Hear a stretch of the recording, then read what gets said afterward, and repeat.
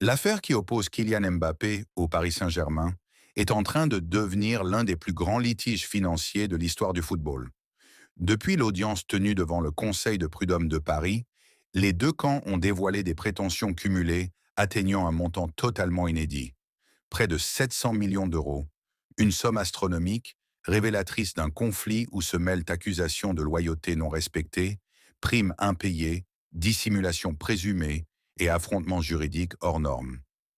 La décision finale est attendue pour le 16 décembre 2025.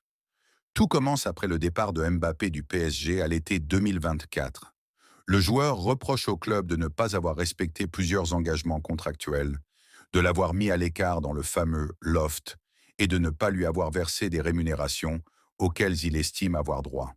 Selon ses avocats, ce contexte équivaut même à du travail dissimulé et à une rupture abusive de contrat. Résultat, Mbappé réclame plus de 260 millions d'euros au PSG. Parmi ces demandes, on retrouve environ 44,6 millions d'euros pour licenciement sans cause réelle, 40,4 millions pour la prime à la signature qu'il affirme ne pas avoir touché en totalité, 37,5 millions pour travail dissimulé, près de 19 millions de rappels de salaire, ainsi que diverses indemnités couvrant plusieurs mois d'impayés présumés entre avril et juin 2024. Il demande également la requalification de son contrat de joueur professionnel, normalement un CDD, en CDI, ce qui changerait radicalement la nature de la relation employeur-salarié.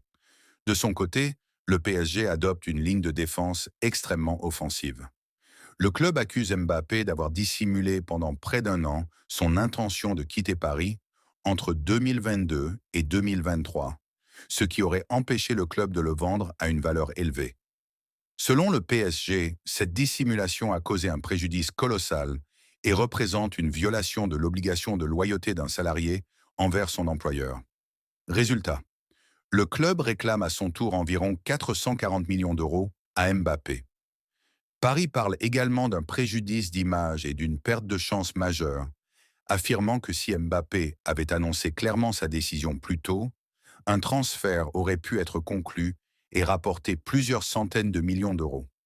L'audience devant les prud'hommes a été particulièrement tendue. La salle était trop petite pour accueillir tout le public et les journalistes, preuve de l'ampleur médiatique du dossier.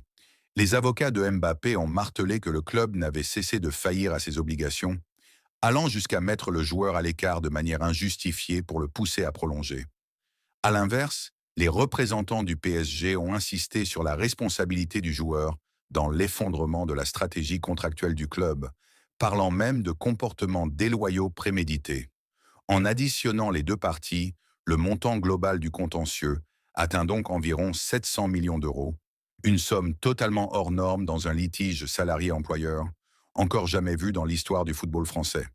Ce procès pourrait avoir des conséquences majeures sur la manière dont les clubs structurent mal les contrats, les primes, les obligations de loyauté et même la gestion des prolongations.